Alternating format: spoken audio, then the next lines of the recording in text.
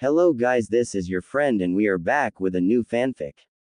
Which is what if Naruto became the Uzumaki clan's strongest shinobi before the Chunin exams, part 2. And if you enjoy this fanfic then please press the like button and subscribe to my channel for more fanfic like this. And now let's start the fanfic. A few seconds later Sarutobi managed to pull himself back up and set himself in his chair, dabbing his nose with a tissue. That jutsu again, I must admit it's very clever, but very dangerous. I'm going to have to list it as a kinjutsu. Naruto blinked as he looked over at the old man. So you're going to make this a forbidden technique? Sarutobi nodded. It seems much too dangerous to be placed in the wrong hands. The grin that stretched across Naruto's face threatened to split it in half. That's awesome. Ha, I just graduated and I already made a kinjutsu. I'll be Hokage in no time if I keep this up.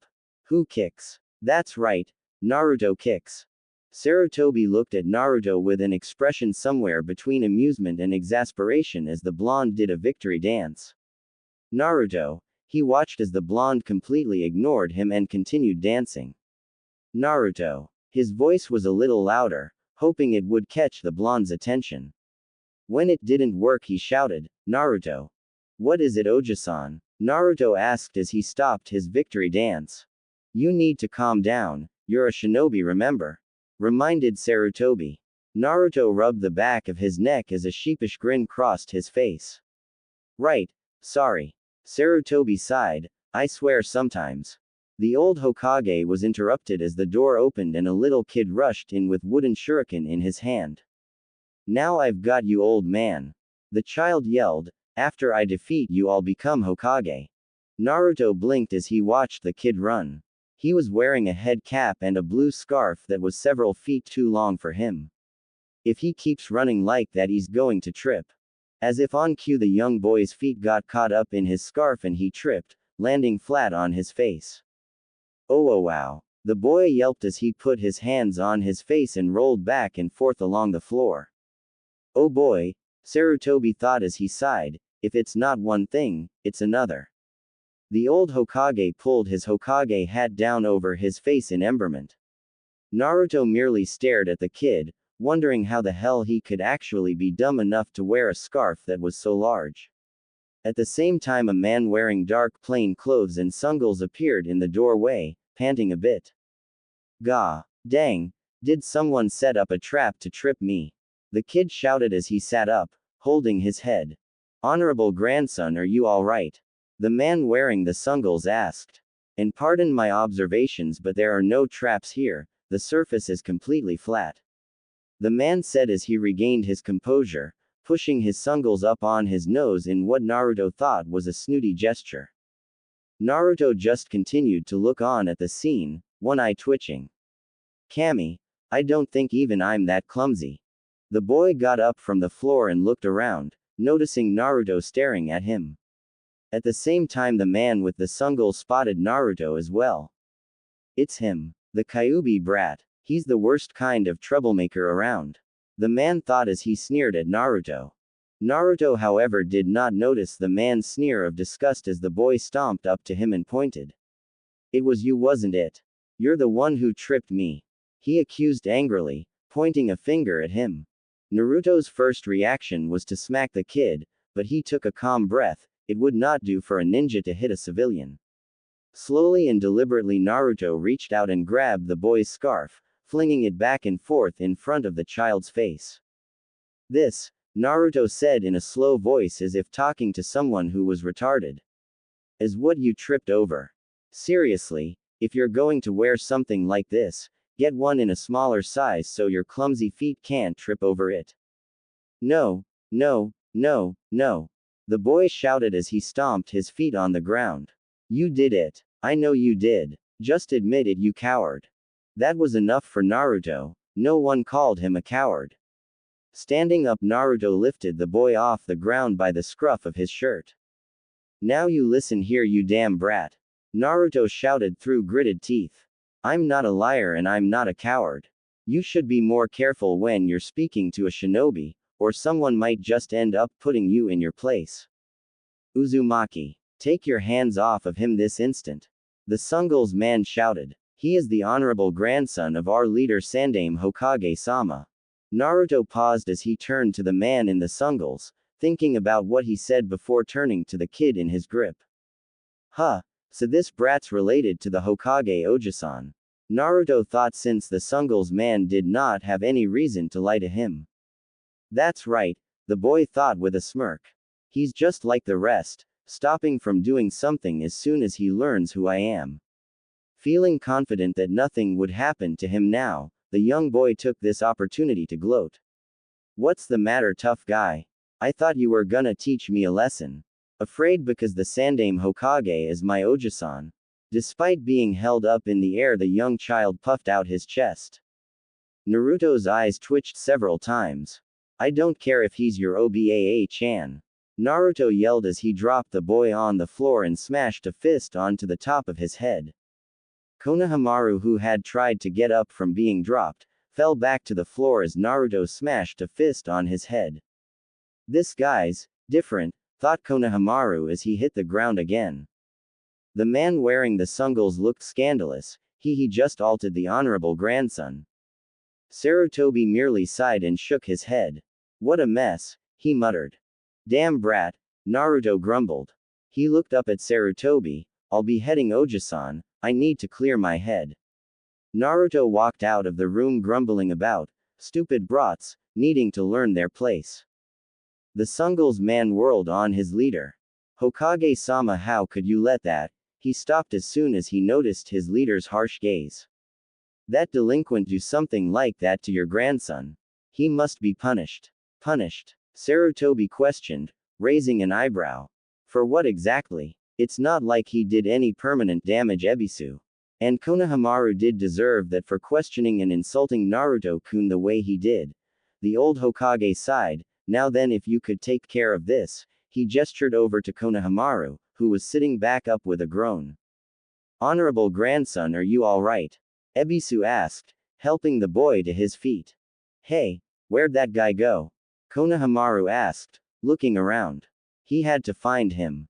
That guy was different from the others. He didn't treat him special just because of who his grandfather was. Ebisu looked at Konohamaru with a frown as he pushed his glees up.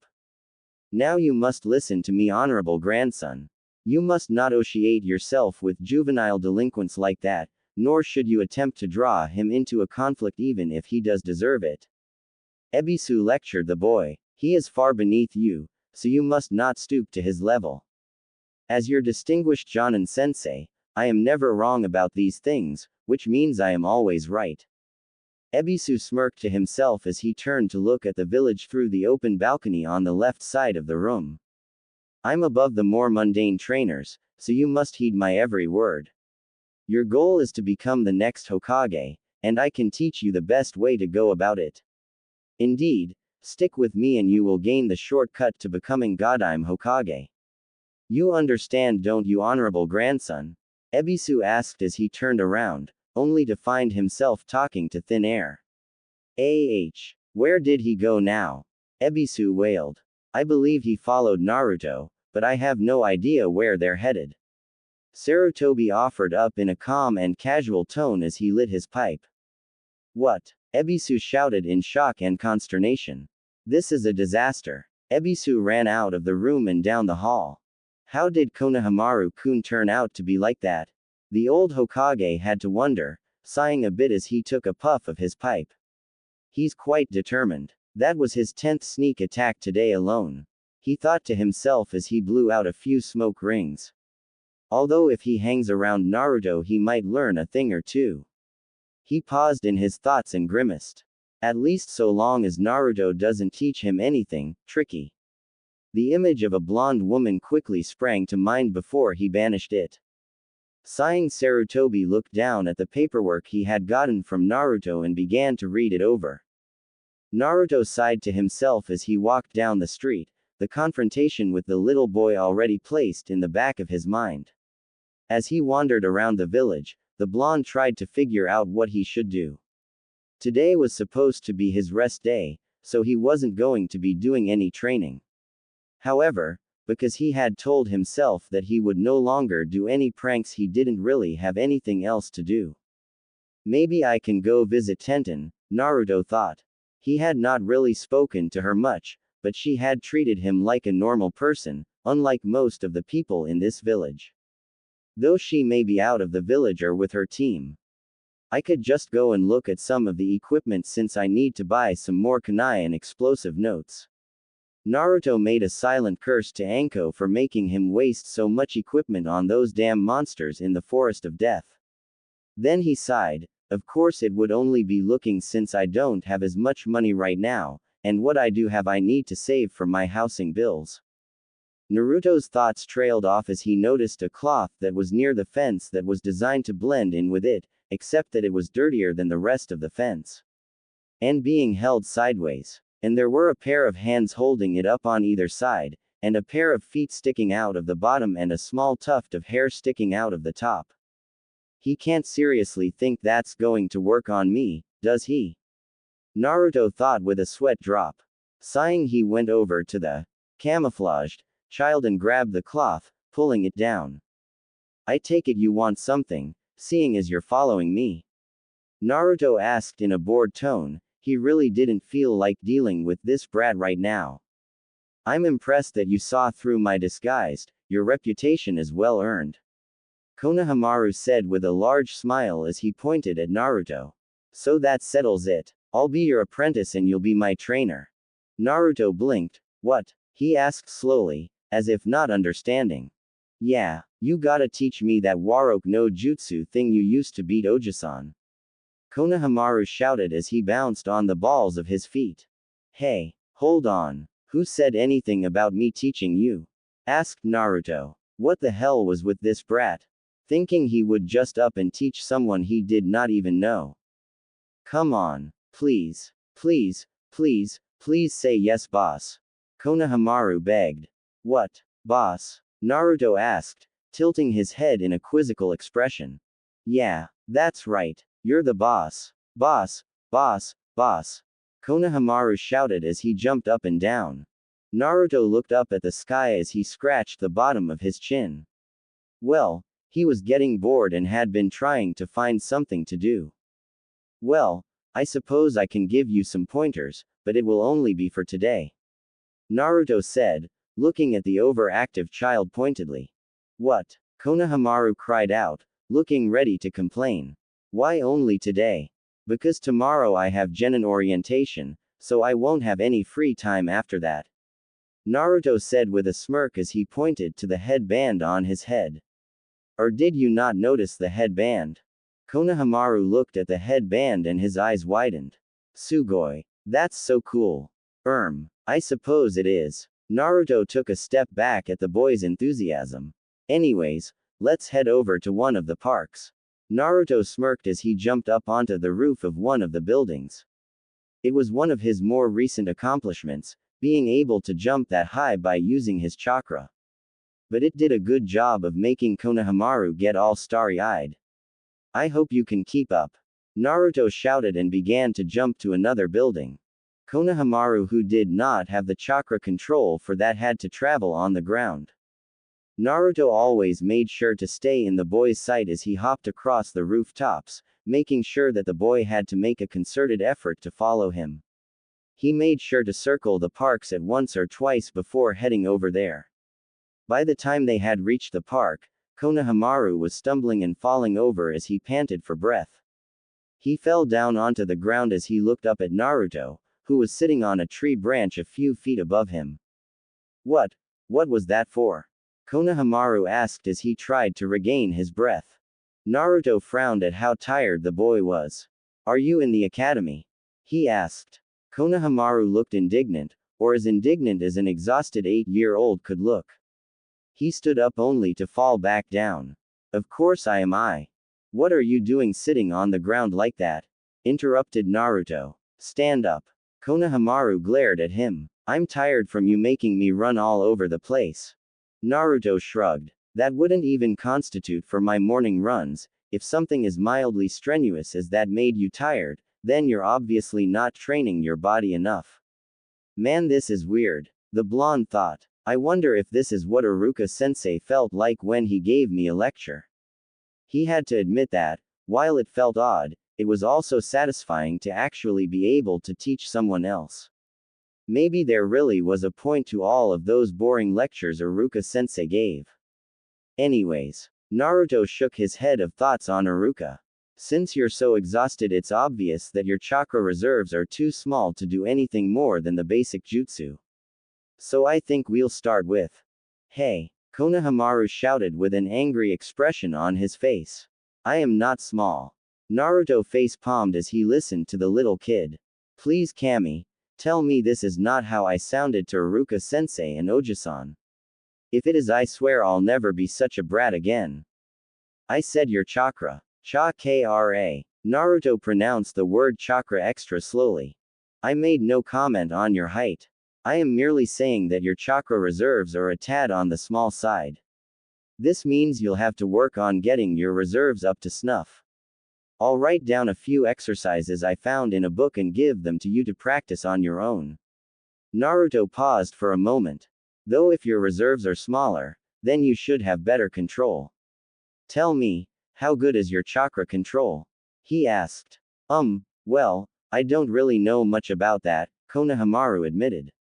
Four Eyes Sensei hasn't gone beyond what the academy has already taught me. Naruto sighed and rubbed a hand over his face. Which means you have had absolutely no practice in chakra control. He paused. Come to think of it, he hadn't been taught chakra control exercises either. Though, he had UMed, it had been one of the days he had been sent out of CL, or skipped. He frowned to himself before shaking his head. Have you at least been working on the Henge no Jutsu? Please tell me you have. Konohamaru puffed up his cheeks indignantly.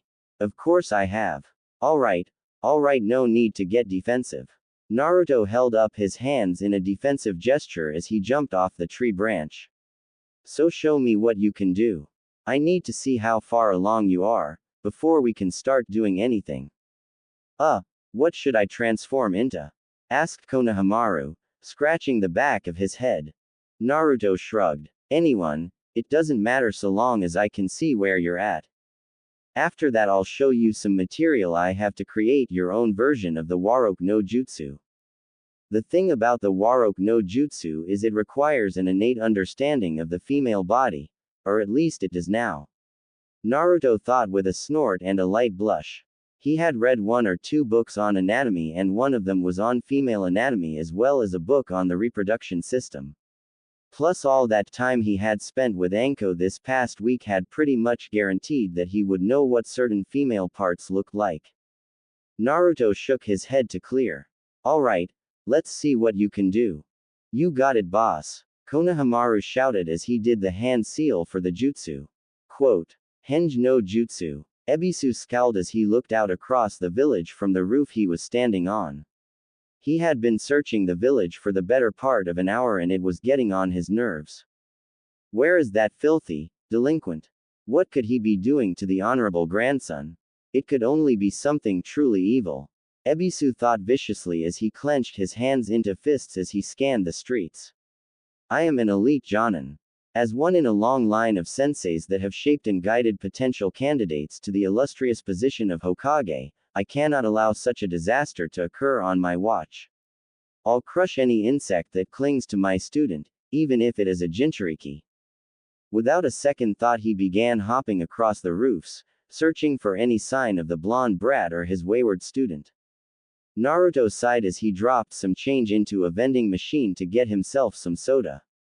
If only vending machines ended up taking over for shops, then I wouldn't go broke because of stupid prejudices. He shook his head of the thought, knowing that thinking something so negative would do him no good. Turning around he looked at his temporary student. The boy had done remarkably well for his first time, though Naruto could see signs of exhaustion setting in. Though, Naruto attributed his success to the fact that he had less chakra, therefore more control to use jutsu, making learning something like this easier. Walking over to Konohamaru he sat down, popping his soda can and taking a long gulp. So, tell me, what was going on with you and Oji-san? It didn't seem like this was a singular event. Oji-san named me Konohamaru, after the name of the village.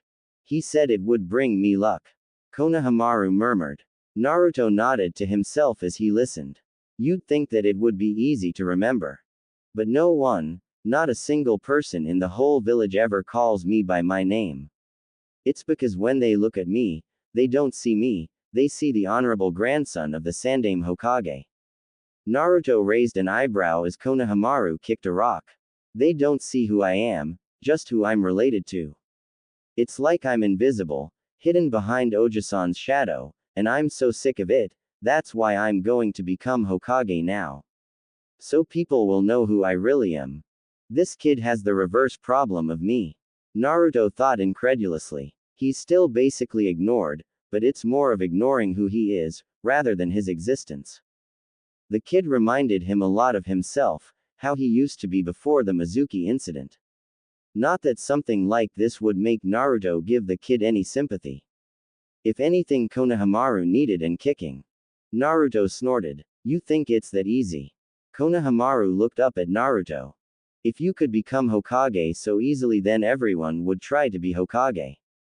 The Hokage is not just the strongest ninja in the whole village, but he's also the smartest and the one who's dedicated his life to serving the village as its protector. You have to think of each villager as if they were a member of your family and be willing to put your life on the line to keep them safe. That is what being Hokage is about. And it will take hard work, dedication, blood, sweat and tears to get there. Not just anyone can be Hokage. Naruto suddenly grinned. Besides, if you're going to be Hokage, you're going to have to defeat me first. Naruto stopped as he watched Konohamaru, who was gaping at him, waiting for the boy to say something, when he heard a rustling of leaves. I've found you. A voice came from above them. Naruto and Konohamaru turned to see Ebisu standing on a tree branch. That filthy Uzumaki, the Kyuubi no Kitsune. Ebisu glared down at Naruto, who could not hold in a flinch at those icy eyes. Those eyes, he recognized them as the same ones that some of the more hateful members of the village gave him. The kind of people who he was sure would kill him if they had the chance. The kind who would try to beat him if they caught him when they were drunk and had lost any inhibitions they might have once had. Leaping down from the tree, Ebisu landed on the ground and approached the two. Honorable grandson, it's time that you return home. Ebisu said in the same overly confident tone as before, adjusting his sungles. Konohamaru jumped to his feet. No way. I'm learning how to beat Oji-san and become Hokage. Don't interfere. Naruto couldn't hold in his smirk. It sounds like he thinks I'm a better teacher than you. Ebisu sneered at Naruto. Silence, Uzumaki. I will not just sit idle while you corrupt my student with your rubbish. Shut up. Konohamaru yelled. He's a better teacher than you'll ever be. At least I can understand what he says. Both Ebisu and Naruto were startled by the boy's exclamations. No, honorable grandson, you must not listen to him. He cannot teach you the things you need to know. To be Hokage, one must understand virtue, justice, ceremony, wisdom, loyalty, prudence, and be skilled in 1,000 jutsu. You don't even know one jutsu. Ebisu continued. However, it seemed that Konohamaru had heard enough. I'll show you a jutsu. Eat this. Waroke no jutsu. Where before there was a small brown-haired boy, now there was a tall, older and absolutely drop-dead gorgeous female with dark brown hair. And she was. How's this for a jutsu? She asked with a seductive voice as she made a pose. Ebisu froze and his jaw nearly fell to the floor. Naruto watched as the man shivered. However, he was still standing. Huh. Well, what do you know? Naruto thought to himself. He hides it well. Konohamaru poofed back into existence and frowned. Why didn't that work? He asked, scratching the back of his head. What kind of disgraceful jutsu is that? Ebisu shouted indignantly, though Naruto could see the red tinge to his cheeks. Such things are not fit for the eyes of a gentleman. I would never fall for such a vulgar and outrageous jutsu. I am far above such things. Naruto's eyes began to twitch at the bold and obviously false declaration. Ebisu grabbed Konohamaru's scarf and tried to start dragging him back with him. Honorable grandson, you must stop this at once. That Uzumaki brat is turning you into a delinquent. Do you want people to see you as an imbecile? Only with my teachings will you gain the shortcut to becoming Hokage. Ebisu continued to pull on the scarf, trying to drag Konohamaru away. No, no, no. Just leave me alone. I don't want to learn from you. I'm learning from the boss. Konohamaru yelled as he yanked back. What sort of nonsense is this? Ebisu shouted back. The pair continued their little tug of war until Naruto decided to intervene. Kage Bushin no Jutsu. The pair paused when Naruto shouted and turned around to see around 50 clones puff into existence. Konohamaru looked at all of the copies with wide eyes. Come on. Why don't you pick on someone your own size?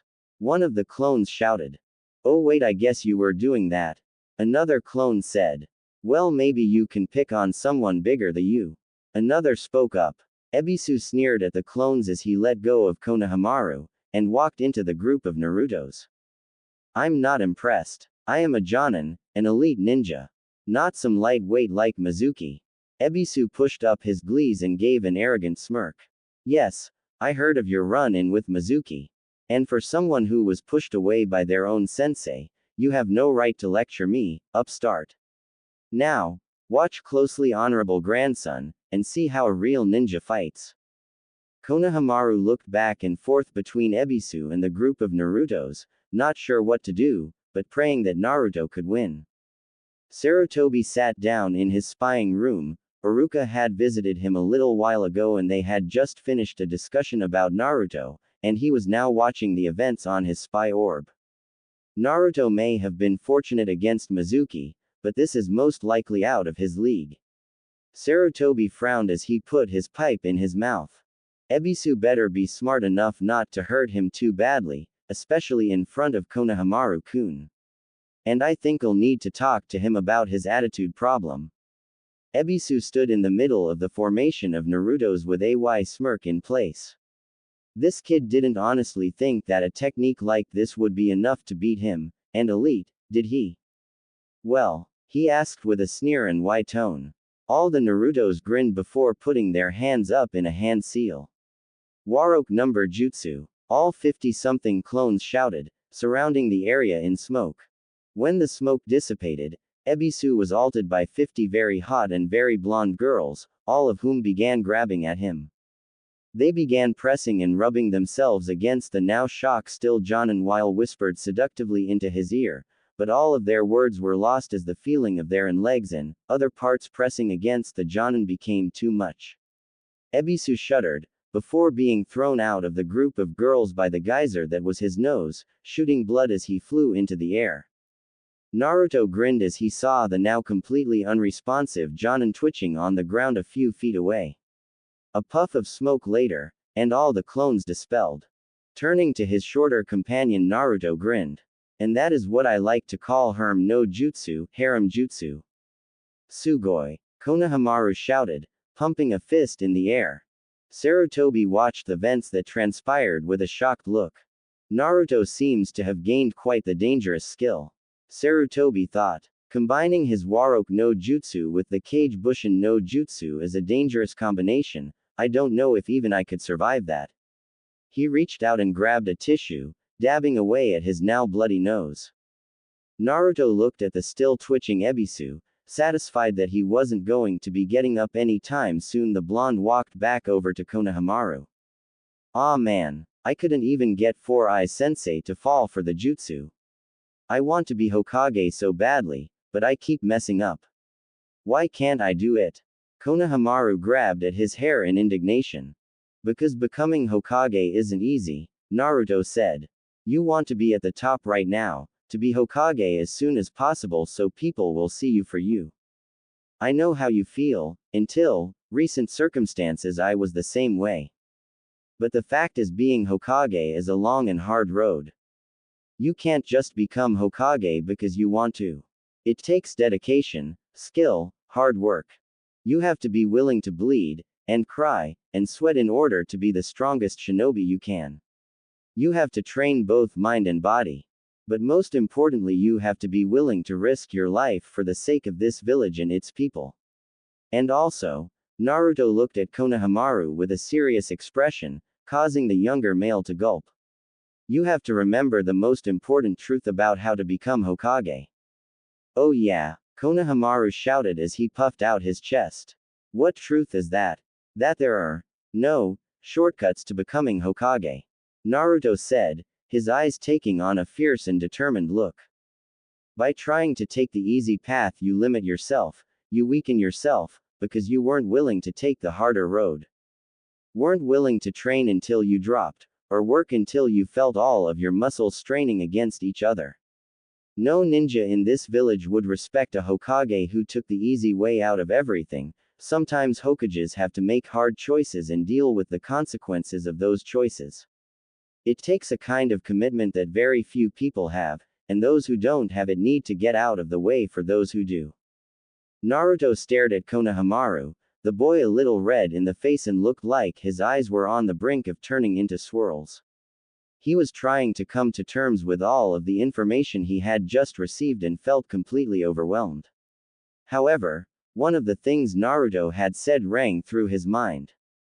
Besides, if you're going to be Hokage, you're going to have to defeat me first.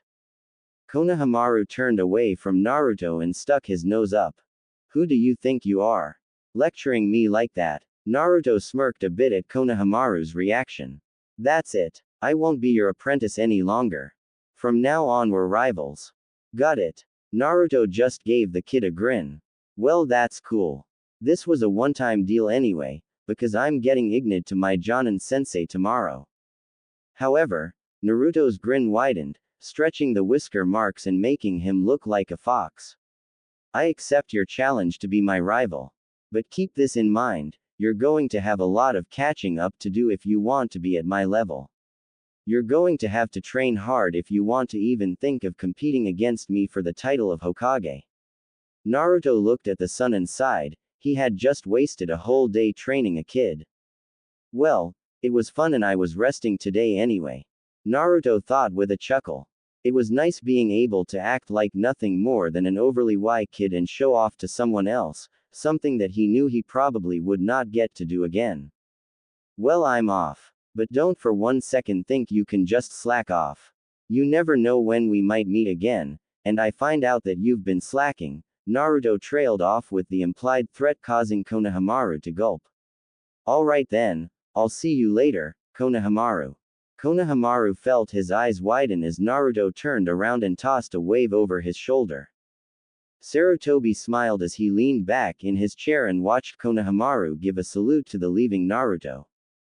Thank you Naruto-kun, for helping Konohamaru-kun true path of a ninja. He sighed, I just wish he hadn't taught Konohamaru-kun the Warok no Jutsu. Kunai Kage Bushin no Jutsu, Kunai Shadow Cone Jutsu, a basic C-rank jutsu that creates copies of thrown projectile weapons. Used for bombardment of enemy positions, distractions and creating distance between the user and his/her foes. Bushin Daibakua, Great Exploding Clone, A-rank Kinjutsu. Basically a cage bushin that is overloaded with chakra that will explode either when the user activates it, or it gets hit in some way. Herm no Jutsu, Harem Jutsu, S-rank Kinjutsu. This jutsu is simply a combination of the shadow clone technique and the jutsu. It is used to create any number of clones of beautiful women. This technique is known to many in Konoha as the pervert killer due to the MIV nosebleeds many perverts have suffered from it. This includes on Sandaime Hokage, Sarutobi Hiruzen, who after suffering MIV hemorrhaging decided to rank the jutsu as a forbidden SCL ninjutsu and place it in the forbidden scroll of sealing. It was early morning, the sun hadn't even risen yet.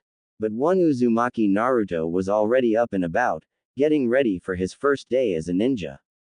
After a quick rinse in the shower, and a somewhat decent breakfast of eggs and toast, Naruto was ready to start the day.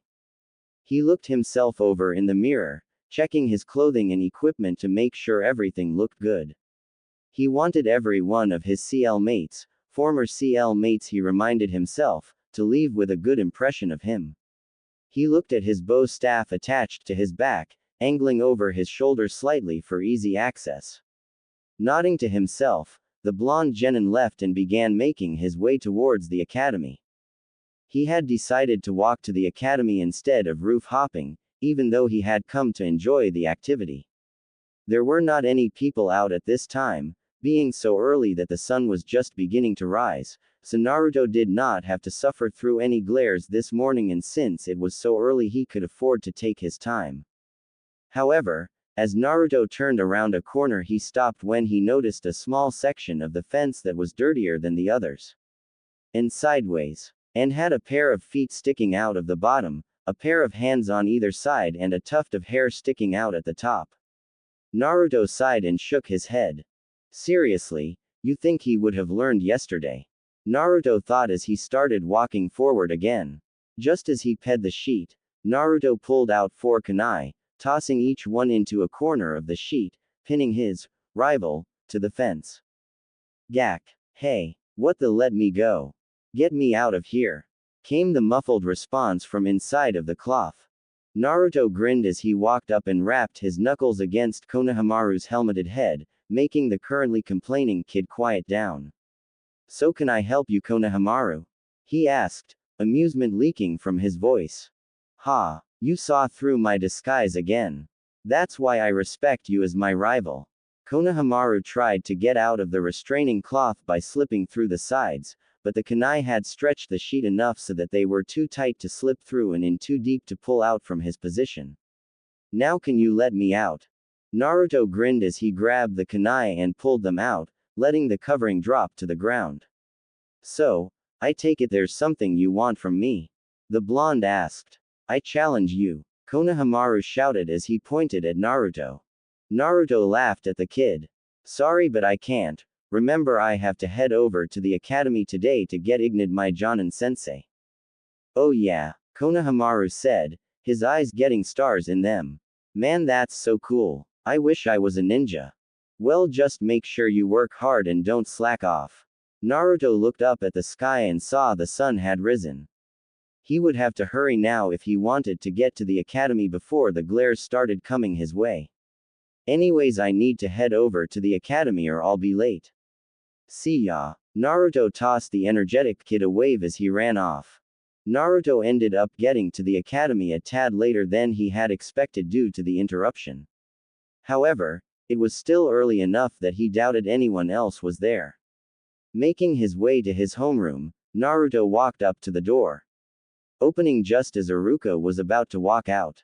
Iruka blinked in surprise when he laid eyes on Naruto and for a moment, didn't recognize him. Oh, morning, Iruka-sensei. Naruto greeted his teacher with a large grin. Iruka blinked once, twice, thrice. Naruto? He asked.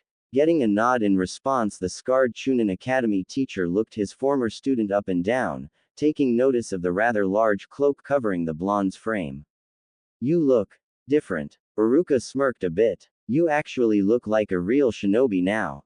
Hey, Naruto said indignantly. Are you saying I didn't look like a? He stopped, took a deep breath and started again. I mean, thanks Iruka-sensei, hee hee. The Chunin instructor raised an eyebrow at the small turn around in emotion, but just chalked it up to Naruto being Naruto. You're here a lot earlier than I expected. Yeah, well. Naruto trailed off for a moment as he tried to come up with an excuse for being so early. It would not do if he said he felt like walking and did not want to be subject to the villagers' glares on the day he became a ninja. I guess I was just too excited to wait. I've been waiting a whole week, you know. Iruka chuckled. And waiting was never one of your strong points. Naruto's left eye twitched, but he quickly calmed himself down. He was a ninja, and he refused to let himself get so worked up over something as trivial as this. Instead, he plastered a large grin on his face. Yeah, I guess I did. But I've gotten a lot more patient now. Really? That's good. I look forward to seeing this patience you're talking about. Iruka resisted the urge to chuckle when Naruto's left eyebrow began twitching. Anyways, why don't you go have a seat? I have some things I need to get, so I'll be back a little later. Right. See ya, sensei, Naruto said as he walked inside. Looking around, Naruto decided to choose a seat in the back right corner, where he could remain inconspicuous. Not that he did not want to be seen by his peers or anything. But he had read in a book called Ninja Basics for Dummies that a ninja should always remain aware of his surroundings in order to gather information. Naruto figured that he could practice this by using the better view that seat offered so he could find out more about his potential teammates from there. Taking off his staff, Naruto leaned it against the wall, before taking out a book and sitting down. He flipped the book, which was called Intermediate Level Fuinjutsu, Level 1, a book written by a man called Jiraiya, and began to read while he waited for the orientation to start.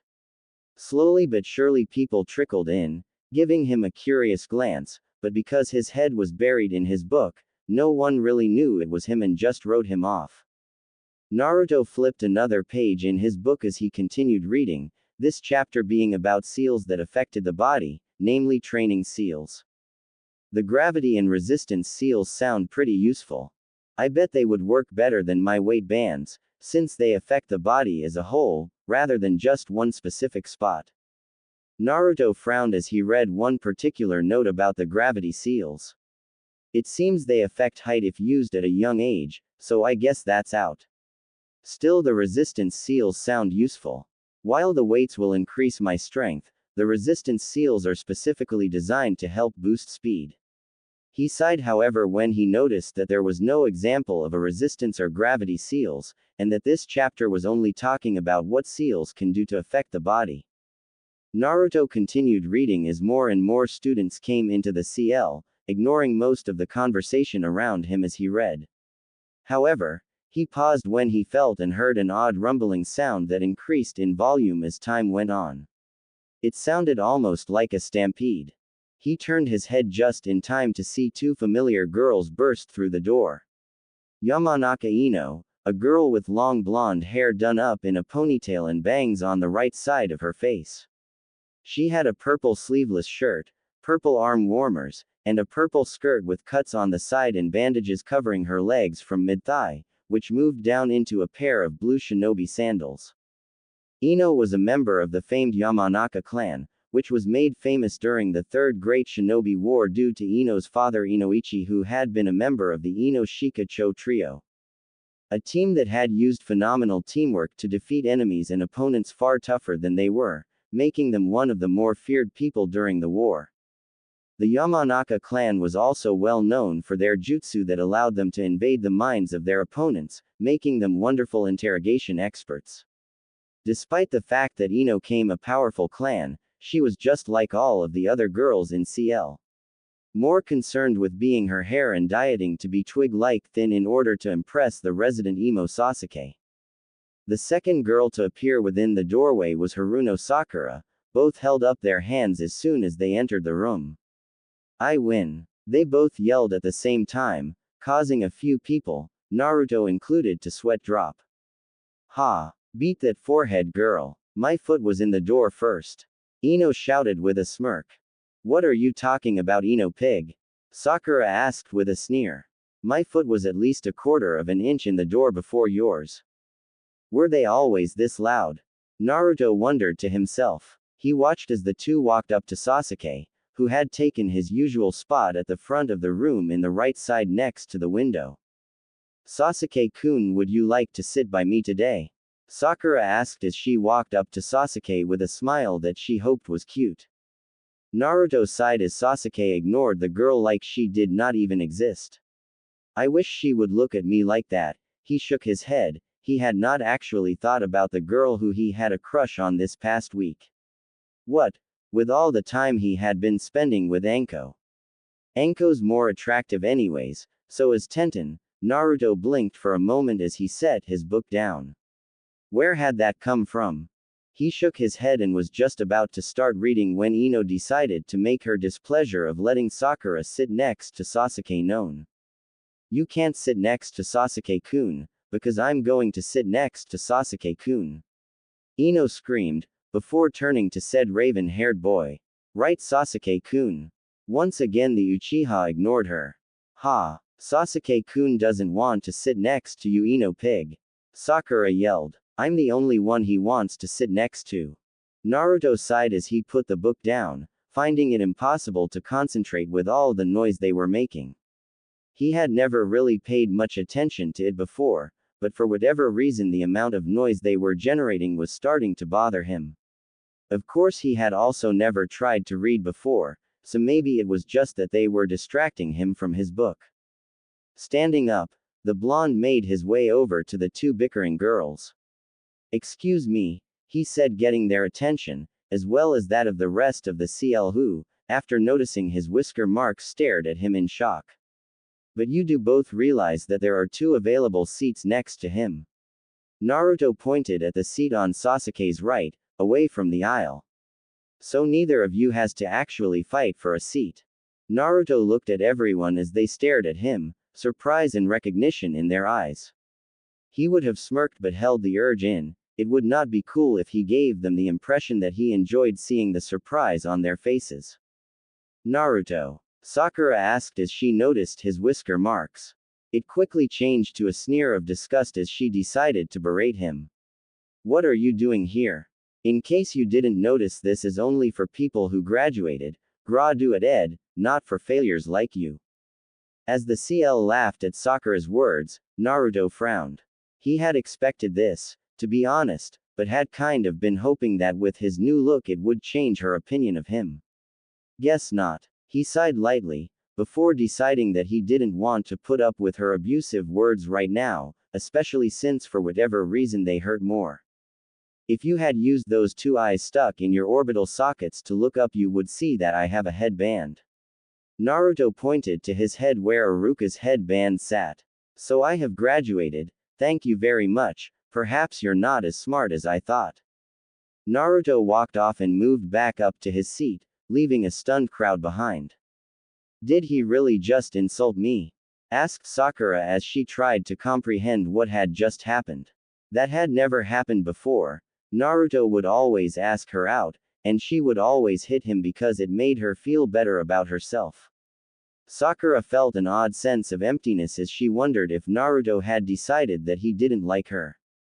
He's just trying to make you feel bad, Shinoru. Sakura's inner persona shouted, getting Sakura to snap out of her shock.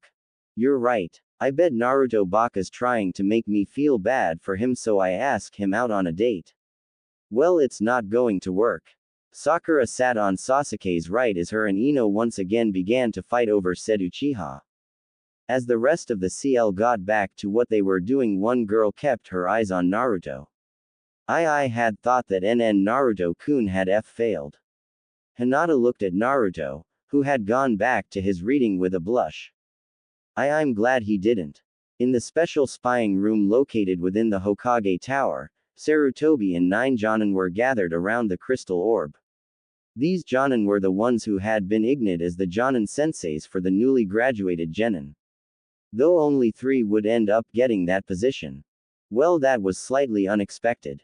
One of the Jonin in the room said, a man with spiky silver hair, wearing the standard Jonin attire named Hitaki Kakashi. He looked into the spy orb with a lazy expression, though if one looked close enough they could see him analyzing everything. And that one must be Uchiha Sasuke, the most promising student and rookie of the year. Yes, the one with the dark hair and blue shirt is Uchiha Sasuke. Sarutobi replied evenly. Truthfully, he did not think Sasuke was deserving of his title, especially when the teachers in CL handed the boy everything, but he would not deny the boy was at least mildly talented. He's the sole survivor of the Uchiha clan. Spoke up a Jonin with curly black hair and exotic red eyes. She was a new Jonin, but had quickly risen as the most prominent genjutsu expert. Her name was Yuahi Kurenai. At least the only Uchiha still left in the village. Sarutobi countered, making the red-eyed woman wince. The crystal ball changed view to close in on some of the genin, one such view showing Naruto, who had gone back to his seat and picked up his book. Uzumaki Naruto, Kakashi muttered to himself. Naruto frowned as he continued to read his book, doing his best to ignore the new stares he was getting. Why did I do that? Naruto wondered as he thought about what he had said to Sakura. He had never actually insulted anyone before, and Sakura was the last person he would have expected to insult. Yet something about what she had said then had rubbed him the wrong way. Her words had hurt, of course, even more than it normally did. But he couldn't just chalk it up to that. Maybe it has something to do with learning about the Kyuubi, he considered that thought. After learning about Kyuubi being sealed inside of him, the villagers' hatred made sense. However, that still couldn't quite explain why he had been rude to Sakura. After all, from what Gigi said, only the adults knew of his status as a Jinchuriki. Like most of the kids in his CL, Sakura often berated him. In fact, out of all the people in the CL, she was the one who treated him the worst. But it had not always been like that.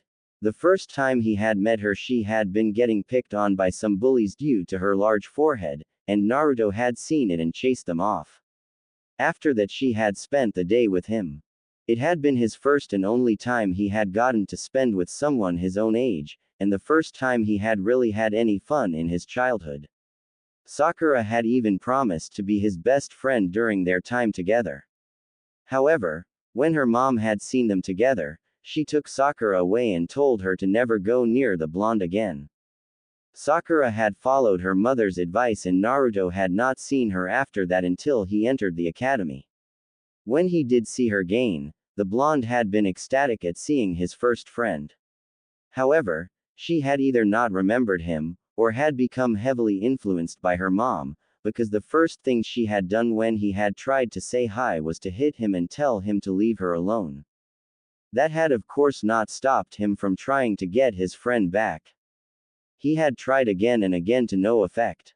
Eventually, despite the amount of abuse he had taken, Naruto had become so desperate to get his first friend back that he developed a crush on her. After that, he had begun asking her out on dates, not really understanding what the difference between a date and a get-together with friends were, since he had never had the talk, because he was an orphan. This only seemed to further aggravate Sakura, who had started developing a crush on Sasuke. This in turn caused her reactions to become more and more violent. Now she was easily the most abusive person in CL, at least to him. No one really liked him, and everyone made fun of him, but she was the only one who had ever actually hit him. Naruto shook his head, thinking about things too much made it his head hurt, so he decided to just let whatever he was feeling run its course. A few minutes later, Iruka came into the room and noticed that it was oddly quiet, only a few people huddled about whispering to each other. That's odd. I would have expected everyone to be jumping around and yelling their heads off at finally graduating.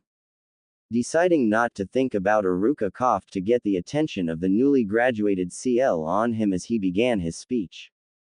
As of today, you are no longer academy students, but full-fledged ninja. But in the ranks of ninja, you all are only genin, the lowest ranking in the ninja hierarchy. However, the first step has now been made and your greatest challenges are now ahead of you. Iruka paused and pulled out a clipboard. For the next stage, you 27 genin will be ignited into 3-man squads, with each squad being ignited a Jonin sensei, who will supervise and continue to train you from here on out. Several students looked up with surprise etched on their faces, as they heard they were being ignited into groups. Naruto looked up when he heard that, but only spared the thought a moment before he went back to his reading. He had already known he would be ignited a team when he had recently read a book on Shinobi basics. Sakura and Ino were busy ribbing each other and making comments about who would get to be with their Sasuke-kun. Much to said Bruder's annoyance, since he was in between the pair and had to listen to them. Sasuke narrowed his eyes as he heard Iruka's words and tried to ignore the two useless fangirls bickering. A squad of 3 will only slow me down. Iruka coughed into his hand before he continued. Now then, the squads have been arranged to give each team a balance of abilities and skills. I will now read the roster, so pay attention to when your name is called, and who you will be teamed up with. Iruka looked at his clipboard and began to call out names. Team 1 will be. Naruto stopped reading and began paying attention as the genin squads were called, not wanting to miss who his teammates were. I kind of wish I had some friends that I could be in a squad with. Shikamaru and Choji are okay, but we're not really friends. Kiba, I suppose, could be considered a pranking rival, but now that I'm trying to be a serious ninja, he shook his head of his thoughts and just concentrated on paying attention. Team 7 will be Haruno Sakura, Uchiha Sasuke. Iruka was forced to stop and wince as Sakura let loose an ear-splitting victory screech, and Uzumaki Naruto. What? Came the voices of both Naruto and Sakura. Iruka-sensei, how could you even think of putting me in the same team as him? Naruto shouted as he pointed at Sasuke. Acting like mature ninja be damned. This had to be corrected now. We don't get along, we can't work together, we aren't friends. Now I'll concede to you that Tem isn't friends with anyone. He seems to enjoy spending more time sticking that 20-foot-long metal pole further up his and practicing his brooding pose. But out of all the people in this CL, we get along the least. The guys in the CL laughed when they heard Naruto's words, well, everyone except for Sasuke, who scowled intently at the blonde. Meanwhile, the girls were fuming at the insult to their Sasuke-kun. They began leaking a pathetic amount of killing intent at Naruto, who ignored it, having gotten far worse from Anko. Naruto, Iruka said with a sigh. As I said, these squads are ignorant to balance out. Sasuke got the best scores in CL, you got the worst. Naruto's head slumped down a bit as the CL now snickered at him. The Hokage ignored these squads, and they are not negotiable. I'm sorry, but you'll just have to deal with it. Now Team 8 will be Hyuga Hinata, Aburame Shino and Inuzuka Kiba. Team 9 is still in circulation, so Team 10 will be Yamanaka Ino, Nara Shikamaru and Akamachi Choji. Naruto sighed as he slumped into his chair. Despite his slight outburst at her earlier, he still wouldn't mind being with Sakura. However, Sasuke was a different story. Throughout his entire time at the academy, he had considered Sasuke his rival, always trying to outdo the raven-haired ninja, who in turn always ignored the blonde like he was not even worth his time. The last thing Naruto wanted to do was be on the same time as him. Now then, you'll all meet your Jonin senseis after lunch. Until then, CL dismissed. Iruka said, gathering his stuff and leaving. The embled genin all got up and hurried out of the room. Sasuke-kun, Sakura called out as she walked out of the academy and looked around for the elusive raven-haired genin. Now where did he go? And I was hoping since we were the same team now he would have lunch with me. Hey Sakura-chan, Naruto said, making the pink-haired girl go rigid, even more so than usual because of his insult in CL today. What do you want? Sakura hissed with venom in her voice as Naruto came up to her. Naruto winced a bit but pressed on. Well, I wanted to apologize for getting angry at you, I didn't mean it. Sakura stopped glaring as she looked at him with shock and curiosity. I wasn't really myself at the time, so I'm sorry. I can't believe Naruto is actually apologizing. Sakura thought in shock. Naruto never apologized to anyone, even when the teachers tried to force him to for playing a prank. Heedless to the Pinket's thoughts, Naruto continued on. I also wanted to know if you wanted to go have lunch with me so we could get to know each other better, we could even see if Sasuke wants to. However, he didn't get any farther than that as Sakura hit him on the head. I should have known that's what you wanted. I bet that was your plan the whole time. Insulting me and then apologizing afterwards to make me think you were a good person so you could ask me on a date. It's not going to happen. Naruto winced a bit as he rubbed the new lump he had gotten on his head. Standing back up, he tried to defend himself. That's not what's going on. I just wanted to get to know my teammates bet. Shut up, Baka. Sakura screeched as she smashed a fist into Naruto's face, sending the young blonde flying. God, why do you keep asking me for dates? I'm never going to go out with you. You're annoying. Naruto watched as Sakura walked off with a huff. She didn't even try to hear me out. A few odd tears stung the corner of his eyes, but he banished them before they could fall. Getting back up, Naruto made his way over to the tire swing that he had been on after he had failed. He didn't really understand it. Was he so undesirable that Sakura would not even listen to him? Or had I pestered her for so many dates that she just assumed I was going to ask her for another one? He asked himself with a sigh. The answer to that question probably no longer mattered anyways. Reaching into his left kunai pouch, Naruto pulled out a containment seal. Unrolling it, he unsealed the contents, revealing it to be some rabbit that he had caught a few days ago, cooked and sealed. Grabbing the chopsticks he sealed with his food, he began to eat. "Whatcha doing, Gaki? Ga!" Naruto shouted as he threw his food up in the air and jumped off the swing. Spinning around in midair, Naruto landed on his feet and came face to face with a grinning Anko. "Sweat Kami, you scared the shit out of me," Naruto yelled as he clutched his rapidly beating heart. "Don't do that." Anko snickered. "Sorry, I just couldn't help myself. You're just too easy." Naruto scowled. "You know I'm going to get you back for startling me like that, right? I'm not called the prankster king from hell for nothing, you know." "Ha, I'd like to see you try and get me, kid." Anko spoke with a smirk. "We both know you're 100 years too soon to get me." Naruto sighed as he calmed down. Truthfully, he was glad for the distraction Anko would provide, and it did feel nice to know she had come here even though she had most likely just gotten back from a mission. "So how was your mission?" he asked, sitting back down on the swing and unsealing another scroll of cooked rabbit. "Meh, it was a mission. I went in, I nated some douche who messed with the wrong people and came back," Anko said, grinning at the glare Naruto gave her. "ANNDD?" Naruto asked, wanting more details. "And that's it." Anko shrugged.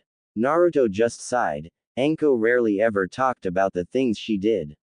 He had asked her about her normal job at the INT department and all she had said was, "Oh, it's amazing listening to the screams of your victims as they cry for the mommies," not really a descriptive explanation. "So what are you doing here?" asked Naruto after swallowing a mouthful of food. "What? Can't I visit my favorite Gaki?" Anko asked with an innocent expression on her face. "I'm pretty sure I'm the only Gaki, you know." Naruto deadpanned. Anko grinned. "Well, if I knew more, you would still be my favorite. I'm sure," Naruto said as he rolled his eyes. "So, who did you get stuck with for your Genin squad?" Anko asked. Naruto looked up from his meal as he swallowed a bite of rabbit. "Well, I'm on Team 7 with Haruno Sakura and Uchiha Sasuke." Anko shuddered. "Man, do I feel bad for you, getting on a team with that brooder. I've seen that kid walk around Konoha before. He's got a bigger stick in his than his old man did when he was alive." Naruto grinned. "I'm glad to see that someone understands my plight. Yeah, I feel for ya, kid. I'd probably end up killing the Tem if he's as spoiled as I think he is." Anko chuckled. "So what about this other teammate, that Sakura girl?" Naruto frowned as he thought about her. "She's a girl in my CL, she has pink hair and was listed as second best in academics. To be honest, she didn't do well in the physical portion and has small reserves, but from what I've read she would be the genjutsu and medical ninja support, so I suppose that wouldn't matter." Anko noticed the boy's frown and slight monotone voice. "Ah, come on. There's more to it than that, right?" "Well," Naruto sighed, "I kinda have a crush on her." "Ooh, so the little Gaki is growing up?" Anko asked with a grin. "I've had a crush on her since I was 8, Anko," Naruto said in a deadpan voice before sighing. "However, she never seems to like me, no matter what I do. She's too stuck up on the Uchiha Tem." Naruto scowled a bit at the thought. "I had really thought that my new looks would change her opinion of me." Anko looked at the kid's growing depressed expression. "You can't change people's opinion of you within a day, Gaki," Anko said with a blunt tone. "If it were that easy, then everyone would love you by now. I was able to get you to like me, wasn't I?" Naruto said with a smirk. Anko blinked a bit, before blushing. She would not admit it to anyone, but she had grown fond of the blonde soon-to-be ninja in a short amount of time. That's different. I'm not like the rest of those stupid villagers." Naruto saw Anko's hand go to her neck and frowned at the almost instinctive move. I guess that's true, Naruto said, shaking his head as he smiled at her. That's right. I'm not to be lumped in with those bakas. Anko said, pumping her fists in the air. Now don't worry about that girl anymore. If she doesn't like you, just say screw her and move on. There are plenty of other fish in the sea, or, however that saying goes. I wonder why they say fish anyways. Yeah, I suppose I should, Naruto said, turning to a trash can as he threw away his empty plate and chopsticks. Besides, I am a shinobi now. Romance should probably wait until after I get more powerful and accomplish my goal of becoming a powerful ninja. That's the spirit. Forget all about that pink-haired chick, Anko said as she came up behind him. She grinned as she felt Naruto shiver when she wrapped her arms around him and pulled the blonde against her feminine ETS. Besides, I'm way better than some premature little girl. WWH, what are you doing? Naruto stuttered, his voice cracking as he squeaked. Not that he was actually surprised by her actions, mind you. She had started doing this a while ago after an incident where he had surprised her during sparring, only to trip and land smack dab in between her bosom. Rather than kill him, she had grinned and asked if he liked it. Of course, Naruto, being Naruto, had not been able to speak and stuttered out incoherent gibberish, which of course caused Anko to get amused. Since then she had taken to either sneaking up on him and doing this, or grabbing him and setting her in his lap when they were eating dango, claiming she could not get comfortable without her fox plushie. What's wrong? Don't you like this? Anko whispered in his ear, an unseen grin on her face. Really, this kid was too easy. She had always enjoyed using her feminine wiles to toy with men and then put them down. With Naruto it was even more fun since he obviously had no clue what to do in this kind of situation. That's the problem, Naruto thought, because he did like it. The way her chest pressed and rubbed against his back made him feel things he had never felt before, even when he was thinking about Sakura. It was also due to the oddly warm feeling he got. He had never been hugged before by a member of the opposite, or even having women get close to him, with the exception of Sakura, who got close enough to hit him. So having someone who was actually willing to be this close and physical with him was, well, it felt nice to say the least.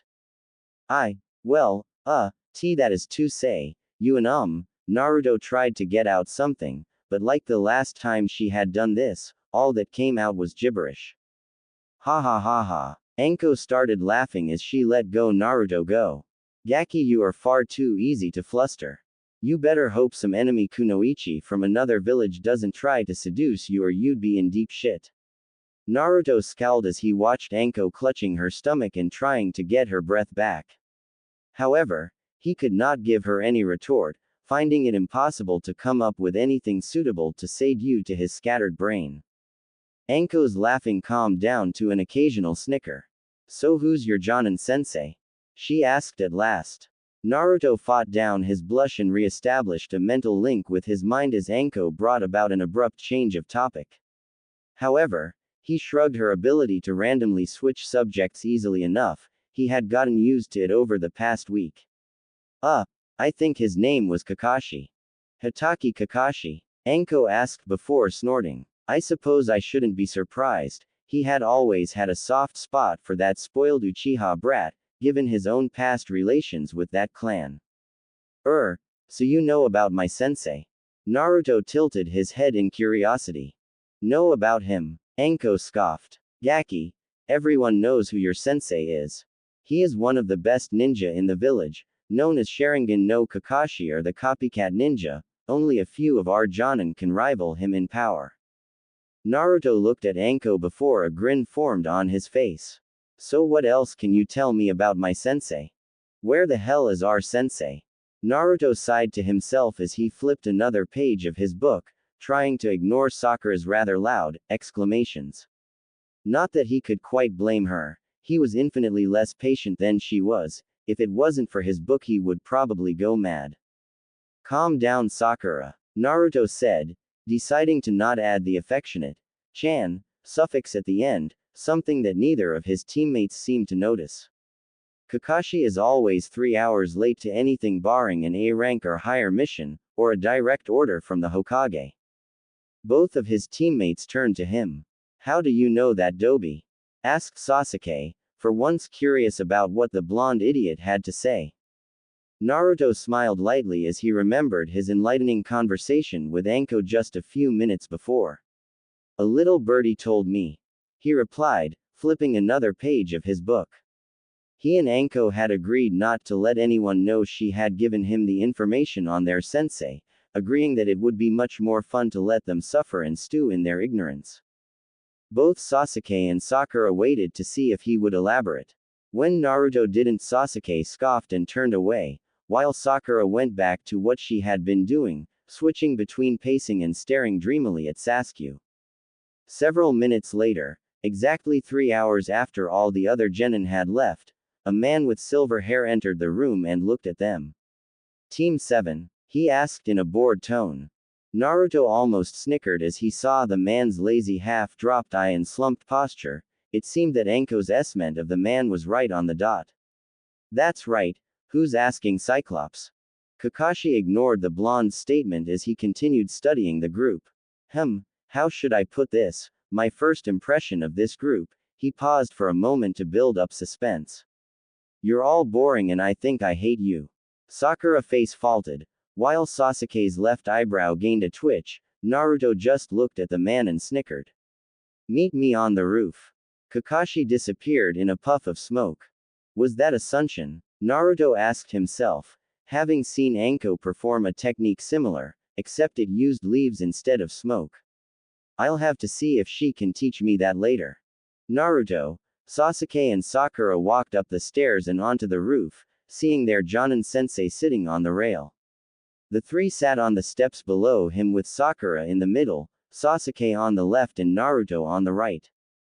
Alright, since we're all here, why don't you all introduce yourselves? Kakashi suggested in a voice that said he really did not care who they were. Introduce ourselves? Sakura asked in a quizzical tone. What are we supposed to say? Naruto blinked as he looked over at Sakura. Did she really just ask that? He shook his head and for a moment, he tried to recall why he liked her in the first place. Oh, you know the usual. Likes, dislikes, hobbies, dreams for the future, stuff like that. Kakashi said in a dismissive tone. Well, since we already know a little bit about each other and nothing about you, how about you go first? Suggested Naruto. Kakashi looked over at the blonde before shrugging. Sure, I don't see why not.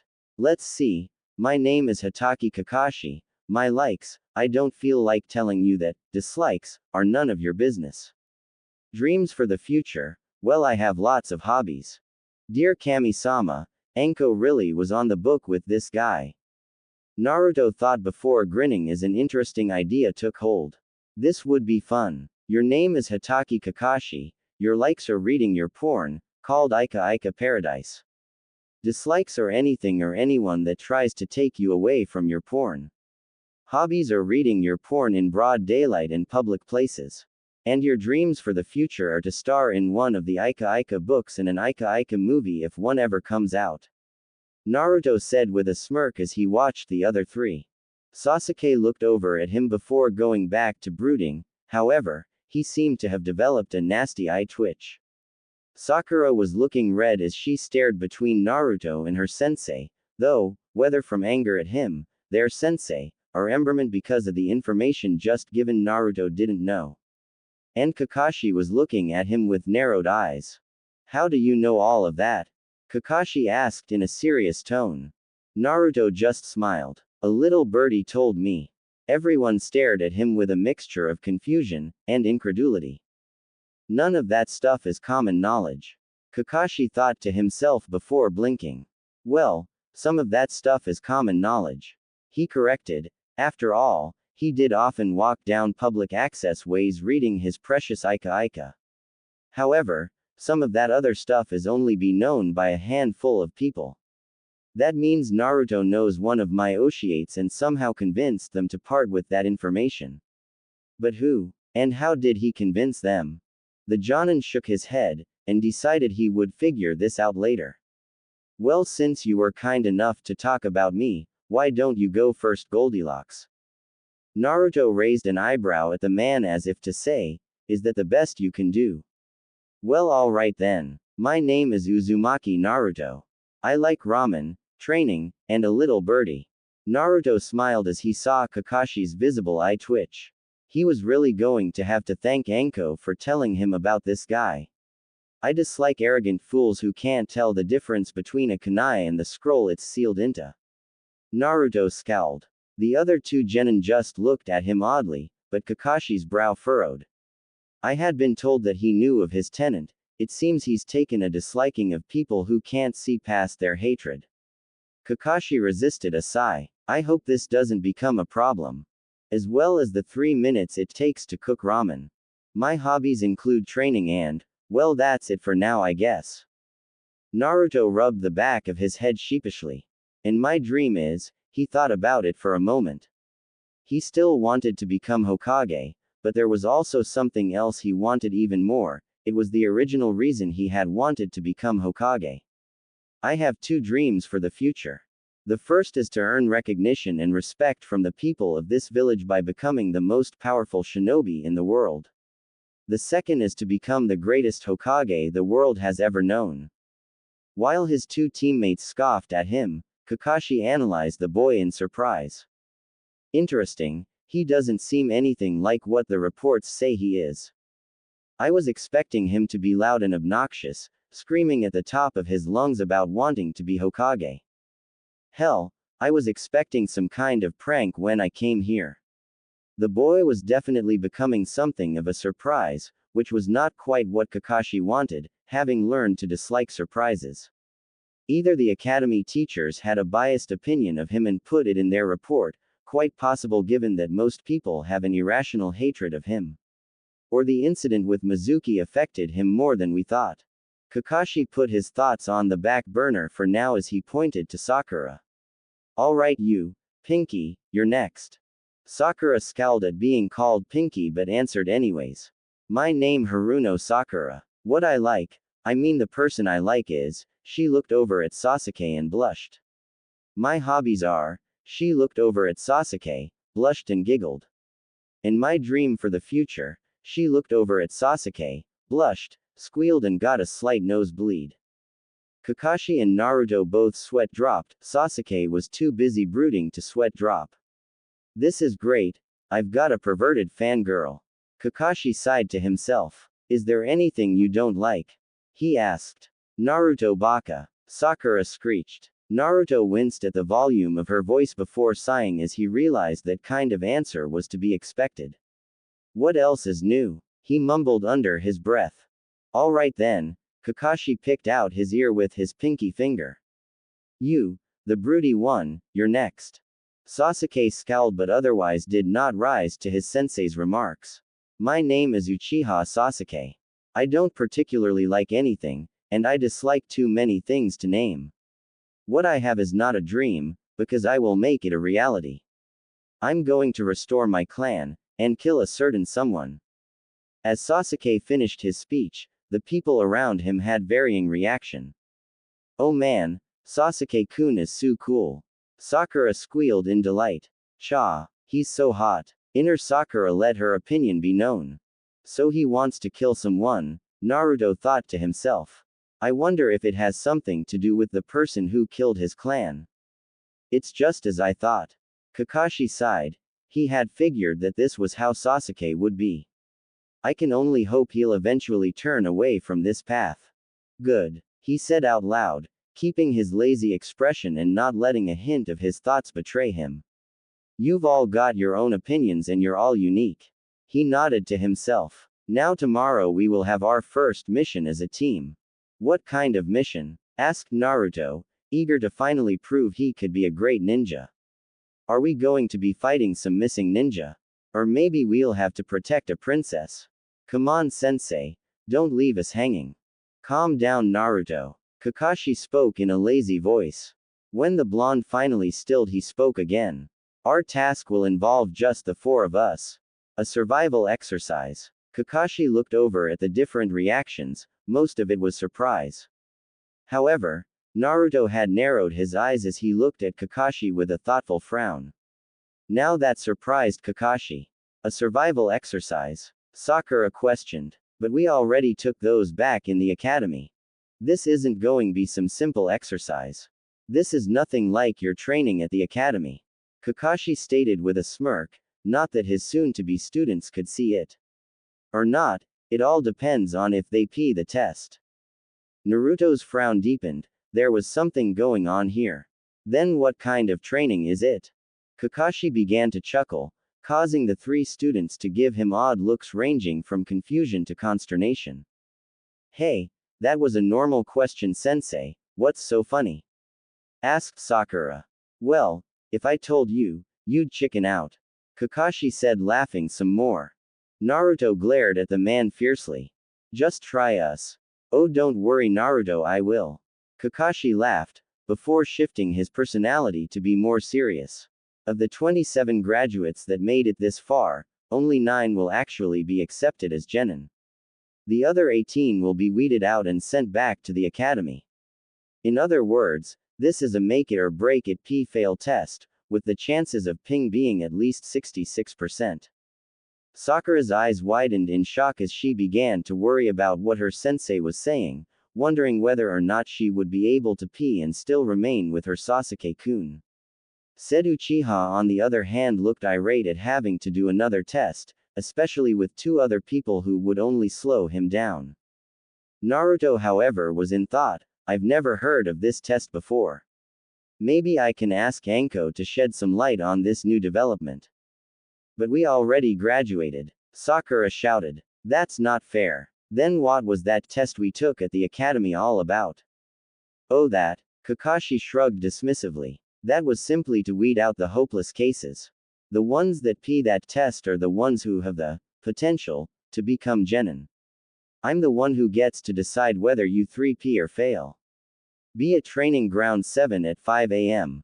Bring all your gear and weapons. Kakashi paused for a moment before giving them the clincher. And I would suggest not eating breakfast tomorrow morning. Why is that? Asked Sakura. Because you'll just throw it up. Kakashi disappeared in a puff of smoke, leaving a pale Sakura, a brooding Sasuke, and a contemplative Naruto. Another test. And if I fail, I'm going to be separated from Sasuke-kun. Sakura thought to herself. This is a test of love. Another test won't make any difference for me. It'll be easy. Sasuke thought as he looked over at his 2 teammates. So long as these 2 don't get in my way. Another test, this one to see if we can actually become genin. Naruto frowned in thought. He said not to eat, but I read that breakfast is the most important meal of the day, especially if we want to have enough energy to fight. He also said to be there at 5 o'clock. Is all of that a trick? Part of the test? Perhaps he'll expect us to come late because he was tardy today and then he'll come on time tomorrow. Naruto shook his head. He was starting to think too much and it was giving him a headache again. The eating part is easy enough to ignore, but I'll have to talk to Anko about whether or not she thinks Kakashi would be late. I'm out of here, Sasuke muttered as he stood up. Oh, Sasuke-kun, maybe we can spend some time together, to make a plan to pee Kakashi's test. Sakura said in a hopeful voice. Sasuke turned around and stared at her for a full minute. I don't need a plan to pee this test. All you'll do is hold me back. I don't need worthless teammates like you and the Dobi to get in my way. Sasuke walked off, leaving a dejected Sakura. Naruto grit his teeth a bit. Who the hell does he think he is? Always belittling people. He looked over at Sakura. A part of him still held onto his small crush and wanted to help her. But another part, the part that had been slowly coming out since the Mizuki incident, wanted her stew in her own misery for a change. In the end he sighed, giving her a small pat on the shoulder as he walked past her. I'm sure he didn't mean what he said, he told her. Naruto? Sakura asked in surprise. But Naruto didn't pay any attention as he jumped off the roof and made his way towards his special training ground. Naruto continued tree hopping as he looked around the forest of death. He stopped at the next tree branch and sighed. I wonder where she is. He asked himself. He had been looking for over an hour and had yet to find a trace of her. Just then Naruto's senses went on high alert and he rolled to left as a kunai lodged itself where he had been. Naruto pulled out a kunai as he came to his feet and looked around. Several more kunai came out of the trees to his left, and Naruto used his kunai to block them, before tossing his kunai into the tree. The kunai came back a few seconds later, but Naruto was already running towards that spot. He pulled out several shuriken and tossed them at the figure hidden in the brush. Going through a few hand seals he called out a jutsu. Shuriken Kage Bushin no Jutsu. 5 shuriken became 25 shuriken, and they all impaled the figure below. Naruto landed on the branch and narrowed his eyes as he saw a pile of mud. He jumped into the air when several snakes shot out of the tree bark. Rebounding off the surface of the tree, he pushed chakra into his legs to land on the next branch up. He spun around as he heard a whooshing sound and blocked a kunai that came his way. He looked at the person attached to the kunai and smiled. "Do you have to greet me this way every time I come here?" he asked. Anko smirked. "Of course I do. I've got to make sure to keep you on your toes, otherwise you'll just die out in the field as some nameless loser." "Ah, I knew you cared for me," Naruto said with a grin. "Don't look too into Gaki." Anko replied with a similar look. "I'm just protecting my reputation. After all, what would people think if you died and they found out I trained you?" "Who knows," Naruto said with a shrug. "Though, they would probably think you did it on purpose and praise you for finally killing the demon." "Now there's an idea," Anko said, pushing him back a bit. "Maybe." Naruto grinned. "However, I'm not that easy to kill." "Oh," Anko raised an eyebrow. "I'm pretty sure I could kill you right now if I wanted to." "You'd think that, wouldn't you?" Naruto asked with a smirk, mouthing a word that made Anko's eyes widen. Boom. Boom. A loud explosion destroyed the top of the trunk the two were on. Naruto came out from hiding behind a bush on the ground level. "Did I get her?" he wondered out loud. His question was answered when a pair of snakes wrapped around his torso and held them. "Not quite," a voice sounded in his ear. The snakes turned him around to see Anko grinning at him. "Not bad, Gaki, but you should never let your guard down after a move like that. Always assume your opponent escaped, and plan your next move." "Ah!" Naruto grunted as Anko's snakes squeezed him hard enough that he felt his ribs creak. At least she did not make her snakes bite him like the last time he had made a mistake when they sparred. "I'll try to remember that." "Good boy," Anko said as she put him down. "So how was your meeting with Kakashi?" "Not bad," Naruto said, rubbing his now sore ribs. He smirked. "You were right about him. You should have seen the look on everyone's face, especially his face, when I mentioned his porn addiction." Anko gave a sadistic grin. "I know, it's a little depressing that I can't rub it into his face without him finding out that I was the one who told you all of this. Still, we might be able to have more fun with him this way." Naruto commented, thinking of all the fun he could have messing with his sensei's head using the knowledge Anko gave him. "We're taking a test tomorrow," Naruto said, changing the topic. "Ah yes, the Genin graduation." Anko nodded. "Did he say anything about it?" "Only to meet at training ground 7 at 5 a.m. and to not eat breakfast," Naruto replied. Anko chuckled. "Wow, it's no wonder so many people fail his test if he gives instructions like those. What are you gonna do about it?" Naruto frowned in thought. "Well, I'm definitely not going to skip breakfast. If the test is as hard as he says it is, and he's as good as you told me, I'm going to need all the energy I could get." Anko nodded her head, pleased to see the blonde was getting smarter. Ever since she saw the books his Kage Bunshin were reading, Anko had taken to testing the knowledge and ability to analyze information properly during their spars. If he got one of the questions she asked wrong, or if he was unable to analyze her body language and look underneath some of the statements she made, he would get punished. This normally just consisted of her kicking his even worse than she would have otherwise. Anko went under the motto that the best way to learn anything was to inflict enough pain on someone that they would never forget. It seemed to work well because Naruto would always remember what she told him or what his clones read, for fear that she would stomp a mud hole in him if he failed to meet her expectations. As for the time, to be honest, I'm not sure. If he's as intelligent as you said, this may just be part of the test. We'll show up late, thinking that's what he's gonna do, then he shows up early and berates us for being late. Anko scoffed. Trust me on this, Kakashi may be smart enough to pull that off, but he lacks the motivation to try that hard. She looked at him and shook her head. Never figured you for such a heavy thinker. She teased. Hey, I think. Naruto shouted at her, his glare only causing her to laugh. That's it. Naruto lunged at Anko while she just smirked. The rest of the day Naruto spent it trying to beat Anko, with no luck whatsoever as she proceeded to beat the crap out of him. The next morning Naruto woke up at 7 a.m. rather the 5 a.m. Kakashi had told him to wake up at. Hopping out of bed he stretched himself out, making sure that his body was in working order after Anko beat the crap out of him last night. Sighing he made a clone to go and make breakfast while he went to take a shower. Naruto rinsed himself off, turning off the water and stepped out of the shower. He grabbed a towel and dried himself off when his reflection caught his eye. Looking at the mirror Naruto frowned in thought. He wasn't sure if his eyes were seeing things, but he looked a little more muscular than he had last week. I can't get seeable results from just this week, can I? He wondered as he looked over at his back, arms and chest. Even before he started really working towards getting stronger, he had always done a decent amount of exercise, so there should be no serious change in his body's physique. Though, he had recently started eating healthier, so maybe that had something to do with it.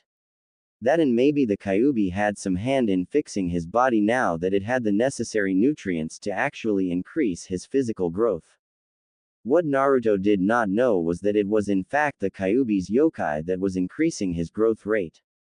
Because he had been unable to get a decent meal from anywhere except Ichiku's, and their food was not healthy in the least, nearly half of the yokai circulating through the seal and into his body went into keeping his body as healthy as possible with the little amount of nutrients it had. Now that he was eating a decent mix of carbs, proteins and fats, the Kyuubi's yokai had more to work with, thus allowing for it to increase his body's strength and physical attributes more easily. Eventually the blonde just shrugged it off as seeing things in the mirror and went into his bedroom room and got dressed. Naruto walked into the kitchen as he finished tying on his headband. He sat down at his table as his clone served him breakfast, grumbling about lazy originals before dispelling. Grabbing a fork Naruto began to eat, scrambled eggs with a side of bacon, toast and orange juice, just about the only thing he could make that didn't taste like crap at the moment. As he did, he thought about how the test would go. Anko didn't give me any information on what Kakashi's test was. But she did warn me that he was smart and would probably try and trick us in some way. I'll just have to be prepared for anything. He stood up as he finished his breakfast, placing his plate in the sink. He looked over at the clock and saw that it was 7:30. Deciding that he should go to the training ground now, Naruto walked out of the door, locking it before jumping to the rooftops.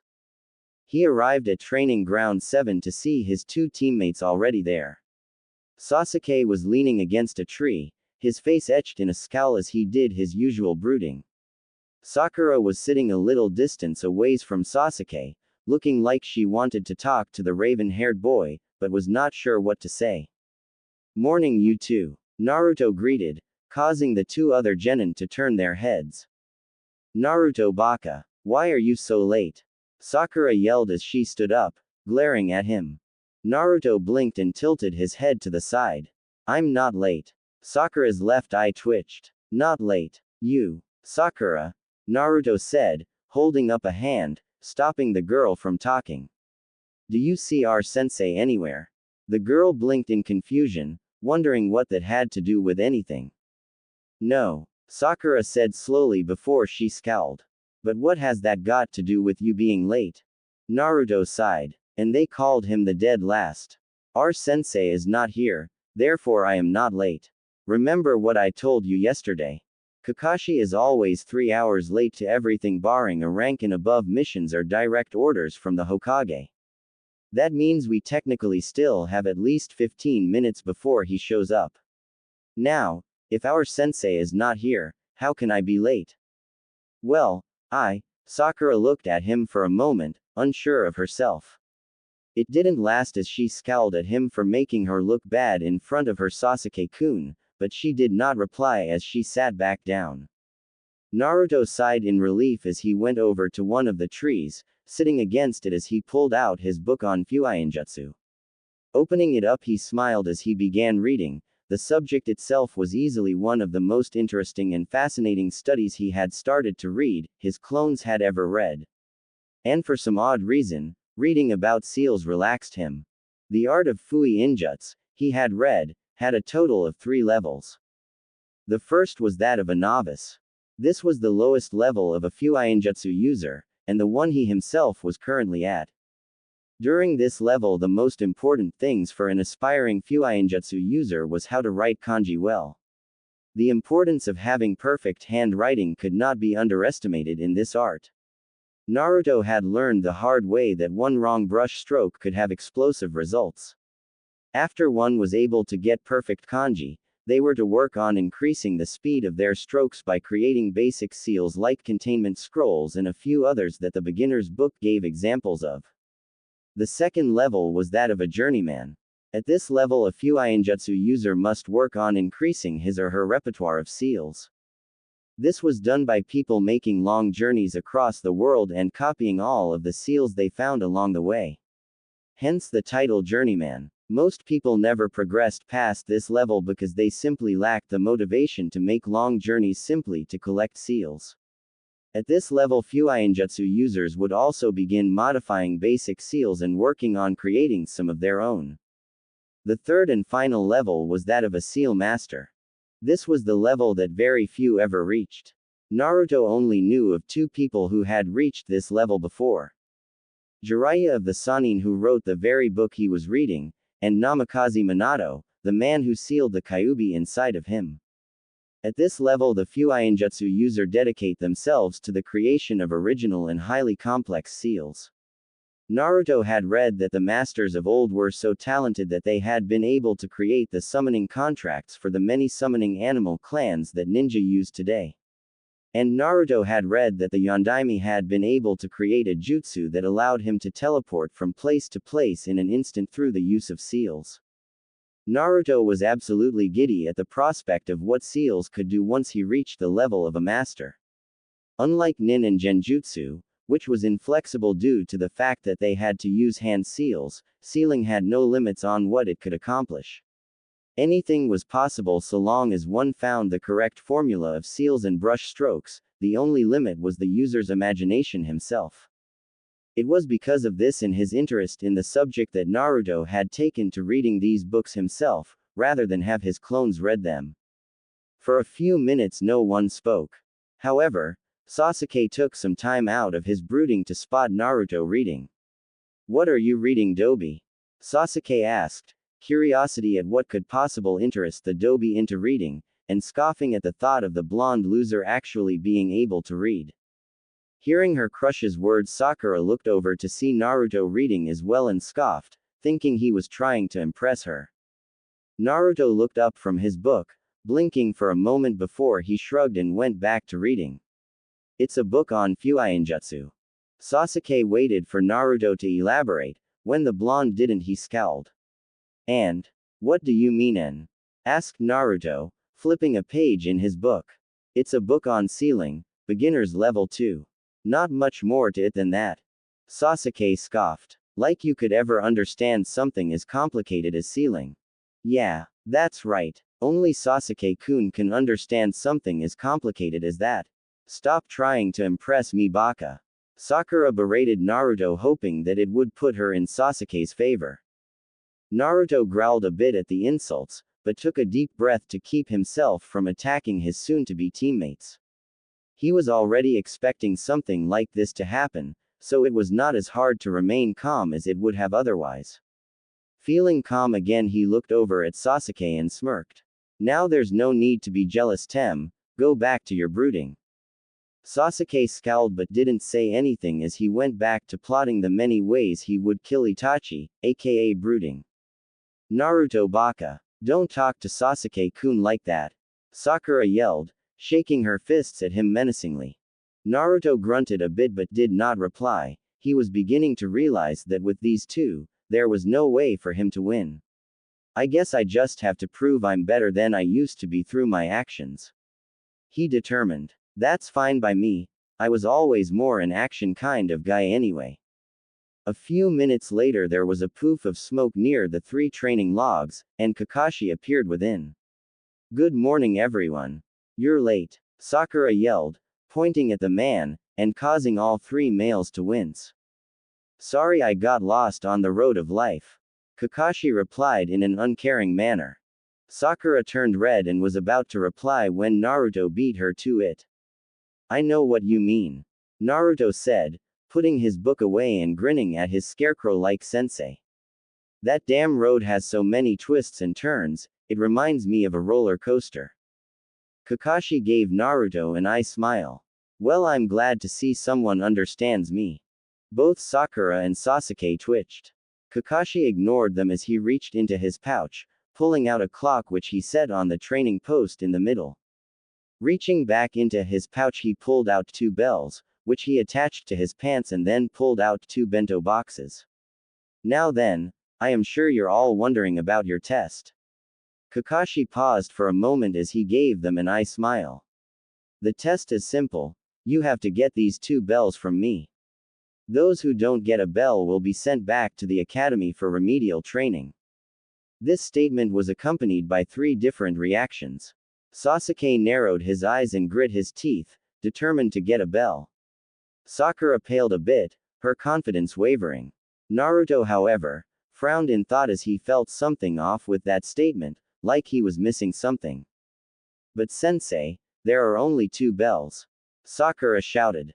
Thank you, Captain Obvious. Naruto mumbled so low only Kakashi could hear him.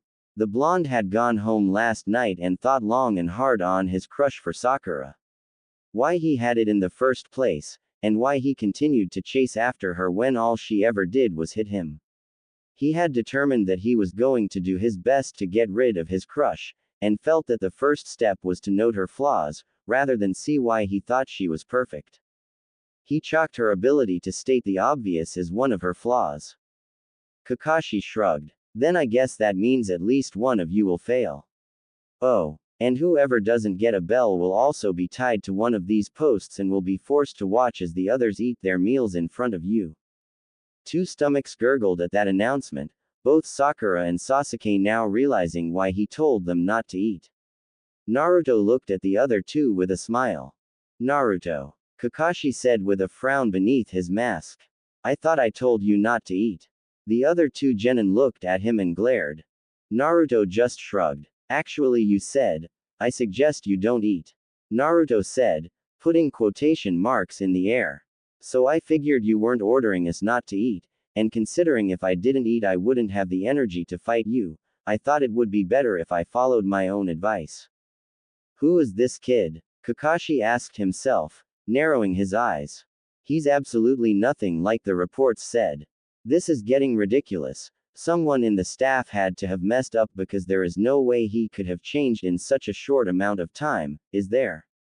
I'm going to have to talk with Hokage-sama about the blatant neglect the academy instructors have shown after the test. I suppose I did. Kakashi said, deciding to let the situation slide. Now then, you can use kunai and shuriken, remember to come at me with the intention to kill or you won't get a bell. But sensei, what if you get hurt? Sakura asked in shock. Naruto snorted at thinking any of them could actually hurt a jonin. Meanwhile Kakashi chuckled. Trust me, I think I'm good enough to avoid getting hurt. He looked at the 3 of them. Now then, get ready, set, go. The 3 genin shot off, disappearing into the grove of trees. Well, at least they know how to hide. Kakashi thought to himself, only to sweat drop as a shadow came over him. You know, compared to the others you're a little weird. Kakashi said as he looked at the genin. Naruto narrowed his eyes at the man. Something's off about this test. Kakashi raised an eyebrow, masking his surprise with interest. Oh, he asked. I've never heard of a three-man squad before. Naruto said, looking at Kakashi. A squad always has three genin and a jonin sensei. Could he have figured it out? Kakashi wondered but shook his head. No, he knows something is suspicious, but not what. Well, aren't you just full of surprises? Kakashi said. However, that's not going to help you get a bell. I guess you're right, Naruto said with a shrug. So, can I have a bell? Kakashi blinked a bit. No, you can't. But good try, I've never had someone use that approach before. Well, it was worth a shot, Naruto said, before rushing Kakashi. He stopped when he saw the Cyclops reaching into his pouch. A weapon, he wondered, only to sweat drop as Kakashi pulled out a book. Is that Ika Ika? Asked Naruto in curiosity as he looked at the familiar book. Kakashi looked up from his book and I smiled. Why, yes, it is. Are you a fan? Not really. But I know that Oji-san likes it. And I have a friend who read me a few parts. He blushed as he remembered Anko reading him a few of the more explicit scenes. Your friend has good taste, Kakashi said, flipping a page of his book. Now then, why don't you come and attack me? He turned his attention back to his book. Don't worry, I doubt your ineffectual attacks will even bother me. Naruto shook his head, not rising to his sensei's bait as he charged Kakashi. He reached into his pouch and pulled out several kunai, tossing them at Kakashi before he went through a few hand seals. Kunai Kage Bunshin no Jutsu. He shouted, making the 4 kunai he threw turn into 20. Kakashi dodged a few of them and caught the others with his left hand, never taking his eyes off the book. Naruto closed the distance between the two of them, launching a jab at Kakashi's face. The Jonin blocked it with one of his hands, leaning his head back as Naruto came at him with the elbow of the arm he blocked. Attempting to close the distance even more, Naruto tried to come at the Jonin with a kick from the left. Kakashi ducked under it, and Naruto spun around and tried to give him a heel kick, but the Jonin merely swatted the attack away. Naruto was put slightly off balance but recovered quickly, channeling chakra into his limbs to increase his speed. He thought about taking his weights off, but decided against it in case he needed a trump card. The increase in speed seemed to surprise Kakashi, but not enough to actually give Naruto an opening to land a hit. However, when a few of the hits got too close for comfort, Kakashi jumped back and put his book away. Looks like I'm not going to be able to read, he's better than I thought. Well, this is unexpected, Kakashi said in a mild tone. Looks like I'm not going to be able to read. So I guess I'm better than you thought, huh? Naruto asked with a smirk. Maybe a tad, Kakashi admitted. Don't get me wrong though, you still. Naruto received a tick mark but calmed down. Remember, I can't let emotions run too high. He's better than me, and by getting angry I'll be sloppy, he'll be able to defeat me that much more easily. A thought crossed Naruto's mind. Then again, he probably expects me to get angry.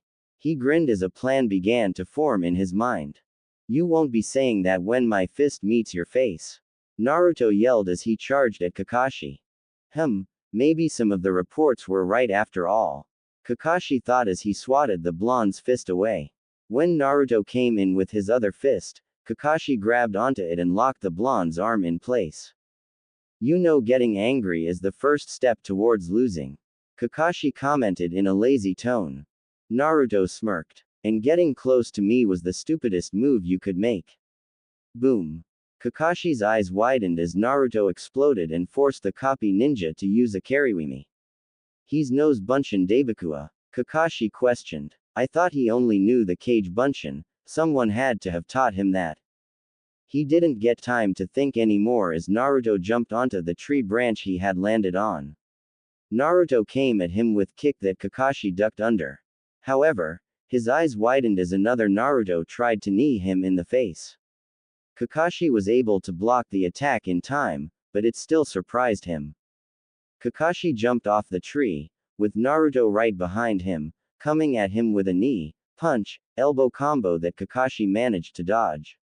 Another Naruto came at Kakashi from his blind side, attempting to steal the bells, but Kakashi heard the bells jingle when the clone Naruto got a finger on them. He grabbed onto the Naruto behind him, forcing him in front as the other Naruto launched a punch at him.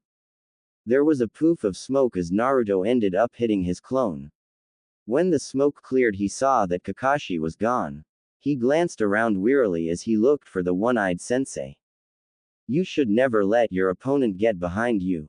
Naruto's eyes widened as he heard Kakashi's voice behind him. Konoha Hiden Taijutsu Ogi, Senin Garashi, Konoha's hidden taijutsu, 1000 years of death. Kakashi shoved his chakra-encased fingers up Naruto's butt, only for Naruto to explode, forcing Kakashi to jump away from the blast, though he still got singed. Another Bushin Daibakua, Kakashi thought in surprise. Was I fighting that the whole time, or did he use Kariwimi to replace himself? Looking around, he saw that Naruto was not in the clearing. He's a lot better than I expected. He shrugged. Well, whatever, I still have 2 more genin to test, and even with this surprise, I doubt they'll understand the true meaning of this test. Kakashi disappeared in a puff of smoke, going off to look for Sakura and Sasuke. Sasuke found himself seething as he watched the fight that had just gone on. The Dobi had done far better than he had thought he would. And what were those techniques? Weapons replication, solid clones, exploding clones. Where was the Dobi learning all this? I should be the one with those jutsu, not him. Pissed. Sasuke. The raven-haired genin stiffened as he turned around and saw Naruto crouched down behind him. How did he get behind me? I didn't even sense him. What do you want, Dobi? Sasuke hissed, still feeling jealous of the blonde's abilities. Naruto frowned at the attitude his teammate had but shook it off. Listen, don't you think something's funny with this test? What do you mean? Asked Sasuke, frowning as anger and jealousy was replaced with curiosity. I mean, 3 genin going after a jonin. Naruto said as if it was obvious. A jonin is an elite ninja. There is no way a genin can ever hope to defeat a ninja of that caliber. I think we should work together. Sasuke's eyes widened at the suggestion. Work together? With Naruto? He scoffed. I don't need your help, loser. I can do this on my own. Naruto's eyes narrowed. Now listen here, Tem. This isn't some average jonin we're facing. That man is Hatake Kakashi, an A-rank ninja who is said to have copied over 1,000 jutsu. There is no way you, I or any one genin can defeat him. Hell, there's no way even 3 genin together can defeat him. But if we work together, then we at least have a shot at getting those bells. Could the Dobi be right? Sasuke asked himself, frowning a bit as he wondered if Naruto might actually be onto something. If our sensei really is that strong, then, he shook his head. What was he thinking? He was an Uchiha, an elite ninja.